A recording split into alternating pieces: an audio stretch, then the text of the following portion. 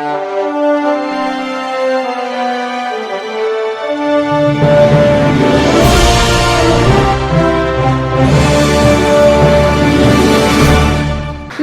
मी Shweta Pawar. City TV लाईव्हच्या बातमीपत्रात आपलं स्वागत आहे. मंद्रुप परिसरात शनिवारी रात्री अचानक आलेल्या वादळी वाऱ्यामुळे शेती पिकासह अनेक घरांचे मोठ्या प्रमाणात नुकसान झाले.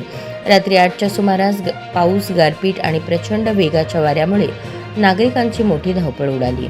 विजांच्या गडगडाटामुळे नागरिकांमध्ये भीतीचे वातावरण दिसून आले.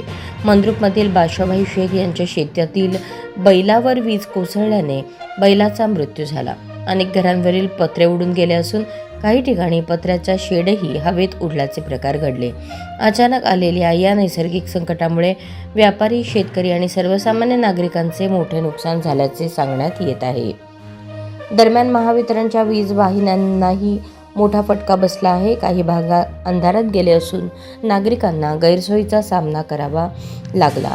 महावितरणचे कर्मचारी तातडीने दुरुस्तीचे काम सुरू केले. गारपिटीमुळे शेतकऱ्यांमध्येही चिंतेचे वातावरण निर्माण झाले आहे. वादळी वाऱ्यामुळे काही ठिकाणी घरांमध्ये पावसाचे पाणी शिरले. घरातील संसारोपयोगी वस्तूंचे नुकसान झाले असून अनेक कुटुंबांना रात्रीच्या वेळी अंधारातच परिस्थितीचा सामना करावा लागला. शनिवारी रात्री झालेल्या विजांच्या गडगडाटामुळे पावसाचे रौद्र रूप दिसून आले. यावेळी वीज पडून मंद्रुपमधील बादशाहभाई शेख यांच्या बैलाचा मृत्यू झाला.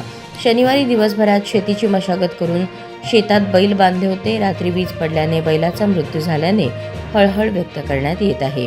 तलाठी रावसाहेब कोकरे यांनी पंचनामा करून शासनाकडे अहवाल पाठवल्याचे सांगितले.